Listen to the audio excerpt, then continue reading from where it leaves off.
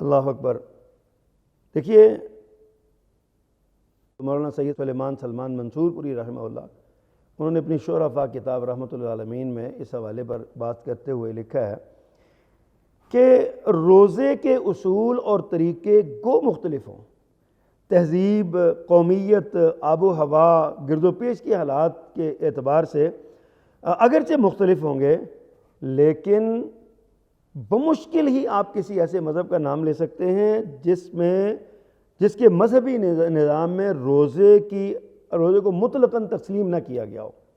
یعنی دنیا کا کوئی مذہب ایسا ہے ہی نہیں جس میں روزہ موجود نہ ہو۔ روزہ موجود ہے، شکلیں الگ ہیں، تہذیب الگ ہے، اپنا اپنا انداز ہے، اپنا اپنا سٹائل ہے روزہ رکھنے کا، کون کیسے رکھتا ہے، کس انداز میں رکھتا ہے، کیا ہے، لیکن روزہ موجود ہے اور روزے کو عبادت کا درجہ ہر مذہب میں دیا جاتا ہے۔ اسی طرح انسائکلوپیڈیا آف ریلیجن، اس میں بھی یہ بات لکھی ہوئی ہے کہ روزہ یعنی مکمل غذا سے پرہیز کرنا، کھانے پینے سے، وہی جو صبح سے شام تک ہم بھوکے پیسے رہتے ہیں۔ روزہ یعنی غذا سے مکمل پرہیز ایک ایسا آفاقی عمل ہے جو مشرق و مغرب کی ہر تہذیب میں پایا جاتا ہے۔ شرق و غرب میں کوئی تہذیب، کوئی ثقافت، کوئی قوم، کوئی مذہب، کوئی دین ایسا نہیں ہے جس میں روزہ نہ پایا جاتا ہو۔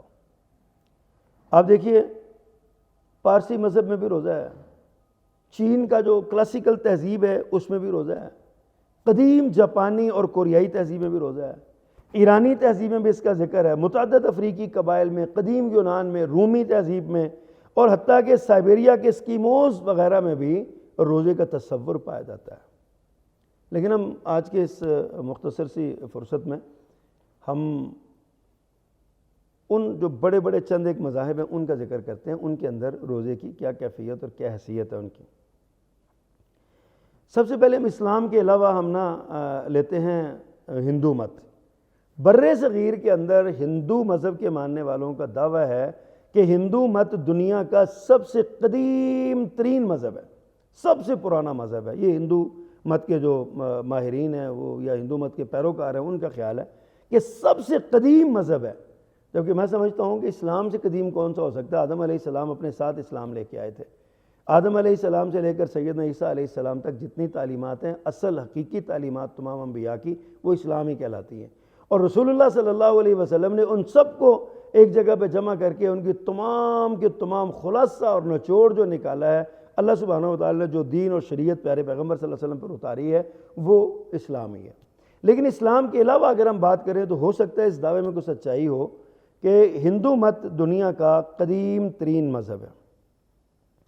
اب اس میں برہمن جو ہے نا، یہ ہر ماہ کی یعنی بکرمی ان کا سال ہوتا ہے، بکرما جیت کے نام سے، راجہ بکرما جیت کے نام سے بکرمی سن ہوتا ہے، جیسے ہمارے اسلامی سن ہجری سن ہم کہتے ہیں یا عیسوی سن ہم کہتے ہیں، آج کل 2021 چل رہا ہے، اور اسلامی سن 1442 چل رہا ہے۔ اس طرح جو راجہ بکرما جیت کے نام سے ہندو مت میں جو مذہب ہے، جو سال ہے، جو سن جاری ہے، اس کے ہر مہینے کی 11 اور 12 تاریخ کو یہ اکادشی کے نام سے یہ 2 روزے رکھتے ہیں۔ اس طرح ہندو مت میں 24 روزے جو ہے نا وہ بنتے ہیں سال کے اندر، جو وہ رکھتے ہیں اور ہر سال رکھتے ہیں۔ اس کے علاوہ آپ عموماً یہ آپ دیکھتے ہیں کہ اس میں نئے اور پرانے چاند کے موقع پر بھی روزہ رکھا جاتا ہے۔ اسی طرح کفارے کا روزہ بھی اس میں ہوتا ہے، جیسے برت کہتے ہیں، جی ہم برت رکھ رہے ہیں یا برت رکھ رہے ہیں، یہ کفارے کا روزہ ہے ان کے ہاں۔ اور اسی طرح ایک نظر ہے، اپواس جس کو کہتے ہیں ان کی زبان میں، اس کا بھی وہ روزہ رکھتے ہیں۔ یعنی ہندو مت میں بھی روزے کا تصور اس طرح موجود ہے۔ سال میں 24 روزے تو برہمن جو قوم ہے ان کی ذات ہے، اس نے سب نے رکھنے ہیں یہ 24 روزے، ہر مہینے کی 2 روزے 11-12 کو۔ لیکن باقی بھی کچھ روزے وہ یعنی برت کا روزہ، کفارے کا روزہ اور نظر کا روزہ، اور اس طرح وہ کچھ مختلف تہواروں پر بھی روزے رکھتے ہیں۔ اسی طرح دوسرا مذہب جو ہے وہ جین مت ہے، یہ بھی بر صغیر میں پایا جاتا ہے، یعنی کہ چائنا میں، جاپان میں، اس طرح کے دیگر جو ممالک ہیں ان میں یہ مذہب پایا جاتا ہے۔ اس میں بھی اس کے مختلف تہوار ہیں جن میں 8 دن اور ایک روایت کے مطابق 10 دن یہ روزہ ان کا جاری رہتا ہے، ریگولر جاری رہتا ہے۔ لیکن شاید ان کے روزے کے بارے میں محققین یہ کہتے ہیں کہ یہ جو ہے نا یہ صرف گوشت سے بچتے ہیں، باقی سارا کچھ کھاتے پیتے ہیں۔ ان کا گوشت سے رکنے کا نام انہوں نے روزہ رکھا ہوا ہے، لیکن روزے کا کانسیپٹ اور روزے کا تصور اس کے اندر موجود ہے۔ اسی طرح بدھ مت ایک بہت بڑا مذہب ہے اسلام کے علاوہ، یعنی جو دیگر بر صغیر کے مذاہب ہیں ان میں بدھ مت میں بھی روزہ، بدھ مت کے جو بنیادی عقائد ہیں نا، جیسے اسلام کے 5 بنیادی رکن ہیں، بدھ مت کے 13 بنیادی اعمال ہیں۔ ان 13 بنیادی اعمال میں سے ایک ان کا روزہ ہے، اور بلکہ جو بدھ مت کا بانی ہے گوتم بدھ جسے کہتے ہیں، گوتم بدھ کی موت کا سبب بھی روزہ ہی بیان کیا جاتا ہے کہ اسے روزے رکھے ہوئے تھے، مسلسل رکھتے چلے جا رہے تھے، تو اس وجہ سے وہ روزے کی وجہ سے کمزوری ہوئی اور وہ دنیا سے رخصت ہو گئے، چلے گئے۔ ان کی موت کا سبب بھی روزہ ہی بیان کیا جاتا ہے۔ اس کے بعد آ جاتے ہیں یہودیت، یہ بھی ایک مذہب ہے، اور ظاہر ہے اس وقت اگرچہ تعداد میں یہ کم ہے، لیکن معاشی وسائل اور سیاسی تسلط کے اعتبار سے یہ ہمارے لیے بڑی شرم کا مقام ہے۔ یہ بہرحال یہ اس وقت غالب نظر آ رہے ہیں، چاہے عیسائی حکمرانوں کے طفیل ہی یا عیسائی حکمرانوں کے طاقت کے ساتھ ہی یہ ہیں، لیکن بہرحال یہ اپنی عیاری اور مکاری اور بلیک میلنگ کے انداز میں یہ بہرحال ایک بڑی تہذیب ہے اور ایک بڑا ایک ان کا یعنی کردار ہے۔ یہ ان کے اندر بھی روزہ رکھا جاتا ہے۔ سیدنا موسیٰ علیہ السلام جب کوہ طور پہ گئے تھے تو آپ نے 40 دن آپ نے وہاں قیام فرمایا، 40 روزے رکھے۔ یہودیت کے ہاں اس کی یاد میں 40 روزے جو ہے نا وہ رکھے جاتے ہیں، اور اس کو 40 دن کا روزہ رکھنا اچھا سمجھتے ہیں۔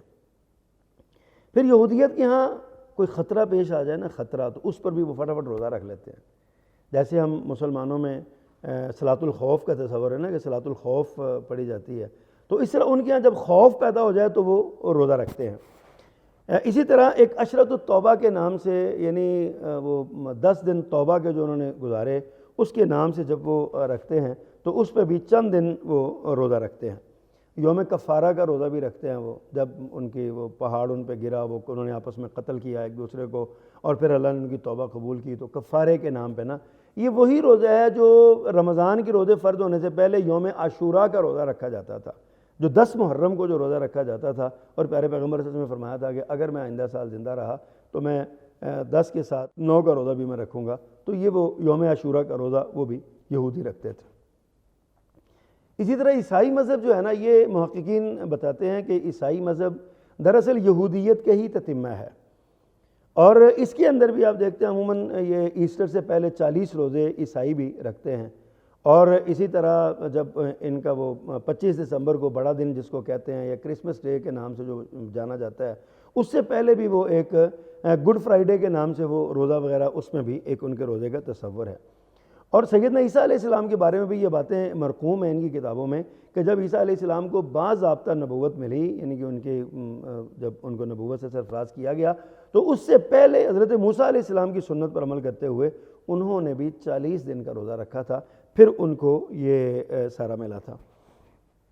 اسی طرح عام عیسائیوں میں جو بندہ بپتسمہ کرتا ہے، یعنی وہ ایک خاص رنگ ہے، پانی ہے، جو اس پانی میں اتار کے تو ان کے اوپر وہ ڈالا جاتا ہے، کہا جاتا ہے کہ اب اس رنگ لینے سے آپ جو ہے نا وہ عیسائی ہو گئے ہو۔ عیسائی یہ بپتسمہ اس کو کہتے ہیں، بپتسمہ دینے والا اور لینے والا ان دونوں کے لیے بھی روزہ رکھنے کا یعنی یہ حکم ہے، وہ روزہ رکھتے ہیں۔ اسی طرح ایسٹر سے قبل بھی وہ روزے رکھتے ہیں، جیسے میں نے عرض کیا۔ تو یہ ایک تاریخی اور شرعی حیثیت ہے روزے کی، جس کا میں آپ کے سامنے ذکر کر رہا ہوں۔ شریعت نے روزے کی جو فضیلت بیان کی، جو تاریخ بیان کی، جو اہمیت بیان کی، اس کا ذکر میں نے آغاز میں کیا۔ مختلف ادیان میں روزے کی جو کیفیت ہے، روزے کی جو صورتحال ہے، روزہ جس طرح رکھا جاتا ہے، یہ ابھی میں نے آپ کے سامنے ذکر کیا۔ کیوں؟ اس لیے ذکر کیا کہ اللہ نے فرمایا یا ایھا الذین آمنوا کتب علیکم الصیام کما کتب علی الذین من قبلکم۔ یہ نہ سمجھنا ہے ایمان والوں کہ روزے صرف تم ہی پر فرض کیے گئے ہیں، نہیں، روزے تم سے پہلی امتوں پر بھی اسی طرح فرض تھے جیسے تم پر فرض ہیں، لیکن کیفیت ان کی الگ الگ تھی۔ دیکھیں ہمارا جو روزہ ہے، پہلے اس کی کیفیت یہ تھی کہ مغرب کی نماز کے وقت افطار کیا، اس کے بعد جب تک تو آپ جاگ رہے ہیں آپ کھا سکتے ہیں، پی سکتے ہیں، سارے معاملات کر سکتے ہیں، لیکن جیسے ہی اس دوران آپ کی آنکھ لگ گئی، آپ سو گئے، تو آپ کا روزہ جاری ہو گیا، شروع ہو گیا۔ ہماری زبان میں اس کو 8 پہرہ روزہ کہتے ہیں۔ یہ اسلام کی اصلاحات سے پہلے جب مسلمان روزہ رکھتے تو یہ کیفیت تھی۔ پھر ایک انصاری سے ابھی کے ساتھ ایسا واقعہ ہوا، وہ بیچارے پہلے ہی بوڑھے تھے، کمزور تھے، وہ آئے افطاری کے بعد، اپنی بیگم سے انہوں نے کہا کہ مجھے کچھ کھانے کو دو، تو وہ کھانا لینے کے لیے گئی تو ان کی آنکھ لگ گئی. اب روزہ شروع ہو گیا. اگلے دن یہ صورتحال پیدا ہوئی کہ یہ نقاہت کے ساتھ بے ہوش ہوتے ہوتے جا رہے تھے اور کمزور بہت زیادہ ہو رہے تھے. نبی مکرم صلی اللہ علیہ وسلم کو پتہ چلا تو اللہ سبحانہ و تعالیٰ نے اپنے نبی کی سمت پر رحم کرتے ہوئے، اپنی مخلوق پر رحم کرتے ہوئے اللہ نے روزے کی ایک لمٹ مقرر کر دی کہ ساری رات تم چاہے جو جی چاہتا کھاؤ پیو، کوئی پابندی نہیں ہے. بس فجر سے لے کر جو ہے نا وہ اتم الصیامہ، رات کو تم نے پورا اس روزے کو پورا کرنا ہے فجر سے لے کر مغرب تک. بس یہ ہمارے لیے آسانی ہو گئی، یہ مسلسلہ ہو گیا. تو اس طرح یہ کیفیات مختلف، لیکن اب چونکہ دین مکمل ہو چکا ہے، ہمیں مکمل احکامات مل چکے ہیں، اب ہمارے روزے کی یہی کیفیت ہے. ہمیں اسی طرح روزہ 30 دن کا رکھنا چاہیے. پھر اللہ کی یہ بھی مہربانی ہے کہ کبھی کبھی مہینہ 29 دن کا ہو جاتا ہے، اور اللہ فرماتے ہیں روزے 29 رکھو، ثواب 30 پورے ہی دوں گا، ثواب میں کمی نہیں آئے گی. یہ اللہ کی رحمت ہے ہمارے اوپر، فضل ہے اس کا، اپنے بندوں پہ شفقت ہے اس کی. تو ناظرین کرام، اتنی مہربانی رب العزت نے فرمائی ہیں، تو ہمارا اتنا بھی حق نہیں ہے کہ ہم اللہ کو راضی کرنے کے لیے کچھ دیر کے لیے، چند گھنٹوں کے لیے ہم بھوک اور پیاس برداشت کریں اور صبر شکر کے ساتھ وقت گزاریں. ناظرین کرام، اللہ ہمیں اس بات کی توفیق دے. اگلے پروگرام کے لیے اجازت دیجیے. اللہ حافظ.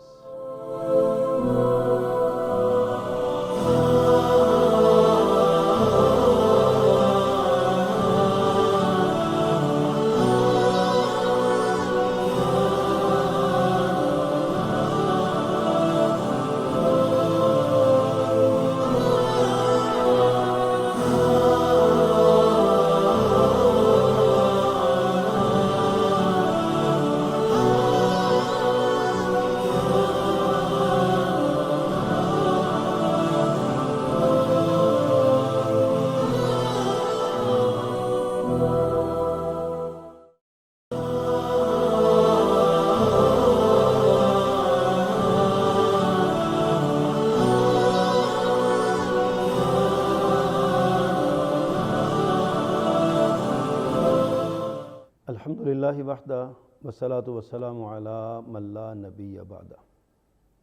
رب اشرح لی صدری ویسر لی امری واحلل عقدۃ من لسانی یفقہوا قولی. اللہم انفعنا بما علمتنا وعلمنا ما ینفعنا وزدنا علما. اما بعد، اعوذ باللہ من الشیطان الرجیم. بسم اللہ الرحمن الرحیم. یا ایہا الذین آمنوا کتب علیکم الصیام کما کتب علی الذین من قبلکم لعلکم تتقون. ناظرین کرام، آج کی اس مجلس میں روزے کی تاریخی اور شرعی حیثیت اور اہمیت پر کچھ گزارشات آپ کی خدمت میں کرنا چاہتا ہوں.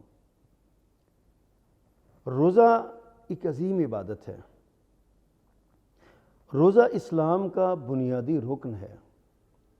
بنی الاسلام علی خمس، پیارے پیغمبر کا ارشاد ہے اسلام کی بنیاد 5 چیزوں پر ہے. ان 5 میں سے ایک روزہ ہے، اور یہ روزہ اللہ سبحانہ و تعالیٰ کو اتنا پسند ہے کہ اللہ نے اس روزے کو اپنے قرب کا ذریعہ بنا دیا ہے. جو بندہ اللہ کے قریب ہونا چاہتا ہے اسے یہ روزہ رکھا کریں. جو اللہ کا تقوی اختیار کرنا چاہتا ہے، جس کا اللہ نے قرآن مجید میں بارہا حکم دیا ہے، یا ایھا الذین آمنوا اتقوا اللہ، یا ایھا الناس اتقوا ربکم الذی خلقکم، یا ایھا الذین آمنوا اتقوا اللہ حق تقاتہ ولا تموتن الا وانتم مسلمون والعاقبۃ للمتقین. بے شمار آیات اور فضائل اس تقوی کے، اور اس روزے کے ذریعے اللہ تعالیٰ عطا فرما دیتے ہیں، روزے کے ذریعے اللہ نصیب کر دیتے ہیں. یہ اس روزے کی اگر ہم شرعی حیثیت پہ غور کریں تو آپ دیکھیے، روزہ ایک وقت سے لے کر دوسرے وقت تک بھوکا اور پیاسا رہنے اور خواہشات نفسانی سے بچنے اور وظیفہ زوجیت کی ادائیگی سے رکنے کا نام ہے. اور یہ تھوڑی سی آزمائش ہے، تھوڑے دنوں کی آزمائش ہے. اللہ نے میں کہا کھاؤ پیو، سارا مہینہ تم کھا پی سکتے ہو، لیکن صبح فجر سے لے کر طلوع سحر سے لے کر غروب شمس تک اپنے آپ کو ان چیزوں سے روکے رکھو. یہ روزے کی اصطلاحی اور شرعی تعریف ہے. ویسے تو روزہ صوم عربی زبان کا لفظ ہے، اور صوم کا معنی ہوتا ہے رک جانا، کسی بھی چیز سے رک جانا، یہ صوم کا معنی ہے.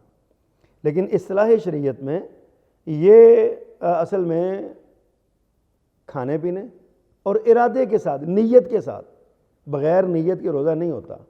اور یہ بھی وضاحت کر دوں کہ نیت کے تعلق الزبان سے نہیں ہے، الفاظ سے نہیں ہے، نیت کا تعلق دل سے ہے۔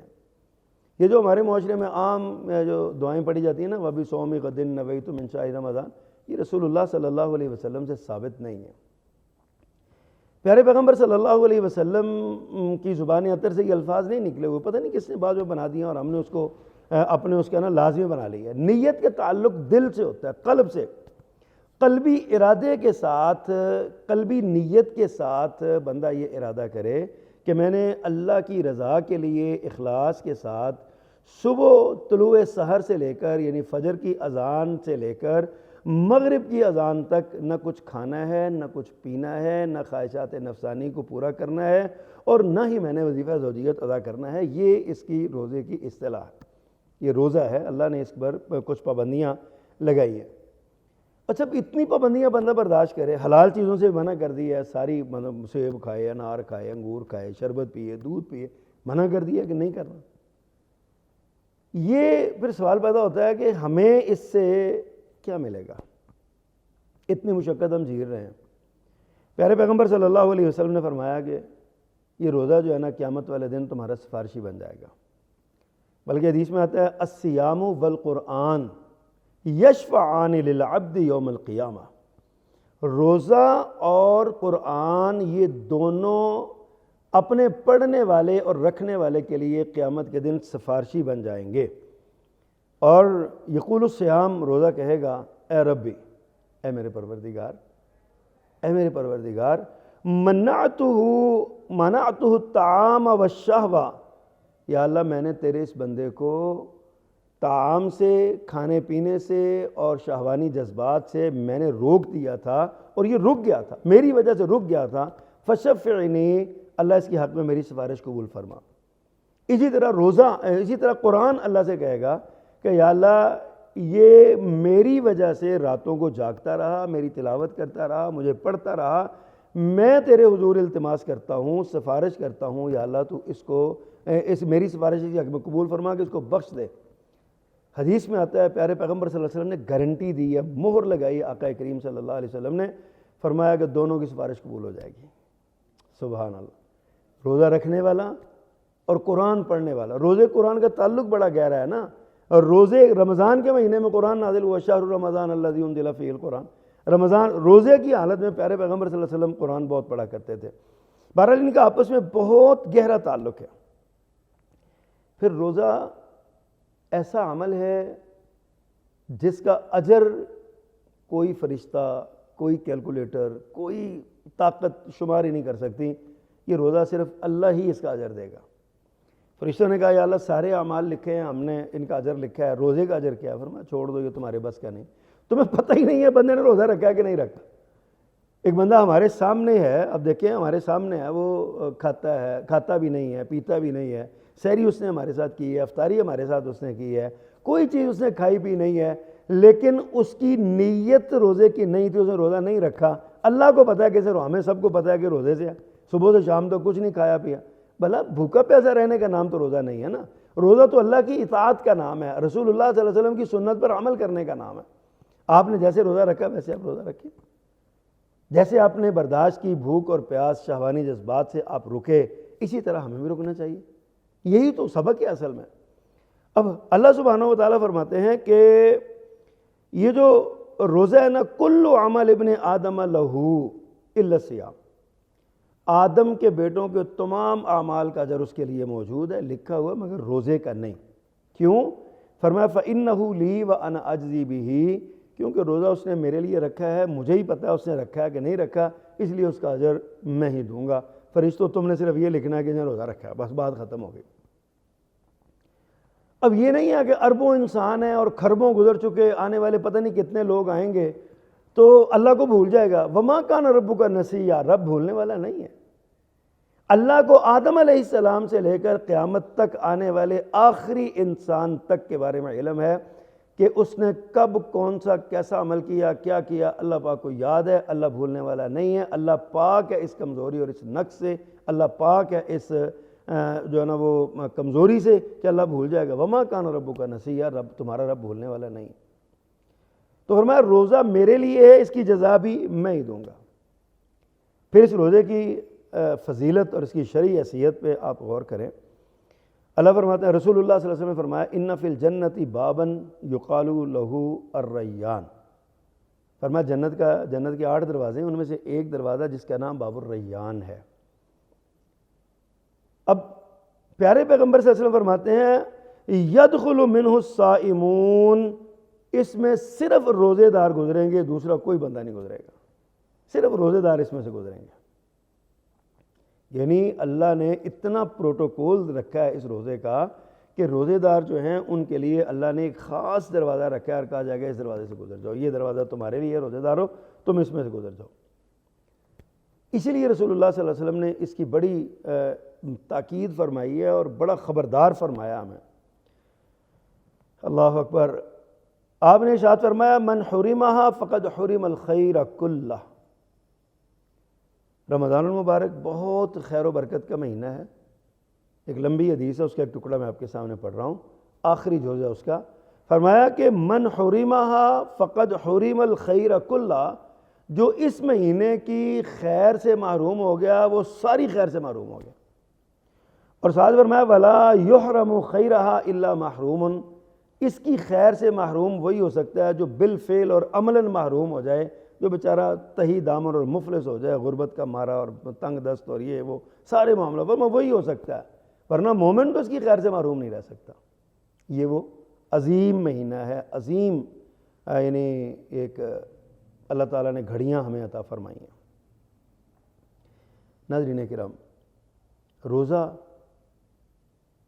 اس کی اگر ہم شرعی حیثیت پہ ہم نے غور کیا، تاریخی حیثیت بھی دیکھیں نا، تو دنیا کا کوئی مذہب ایسا نہیں ہے جس میں روزہ موجود نہ ہو، بطور عبادت موجود نہ ہو۔ ہر مذہب میں روزہ موجود ہے۔